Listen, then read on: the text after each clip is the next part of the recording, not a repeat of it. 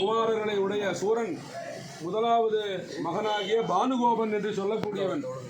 அந்த பானுகோபனுடைய உக்கிரமானது குழந்தையாக இருக்கின்ற பொழுது, தொட்டிலாடுகின்ற பொழுது சூரியனால் ஒளி அதிகமாக இருக்கின்றது என்று சூரியனை பிடித்து கொண்டு வந்து தனது தொட்டிலுக்கடியிலே கட்டி வைத்தான். அவ்வளவு பெரிய பராக்கிரமசாலியான பானுகோபன் என்று சொல்லக்கூடிய சூரனின் தலைமகனாகிய பானுகோபன் முருகப்பெருமானை எதிர்த்து யுத்தம் செய்ய வர முருகப்பெருமான் கூறுகின்றார்.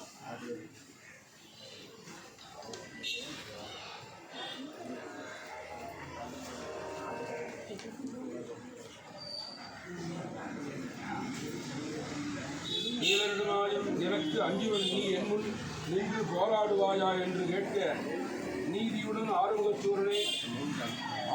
சூரனே உன் உடலை நிலத்தில் விடச் செய்வாரடா என்று கூற, ஏதோ உனக்கு ஒரு நல்ல காலம் இல்லையே, கந்தனை எதிர்த்தால் நீ வெல்வாயோடா என்று சொல்ல, சாதிக்கும் சூரனே சண்முகவர் நின்று சண்டை செய்ய வல்லவனோடோ என்று கூற, பானுகோபனை சம்மாரம் செய்ய வேண்டி முருகப்பெருமான் புறப்படுகின்றார்.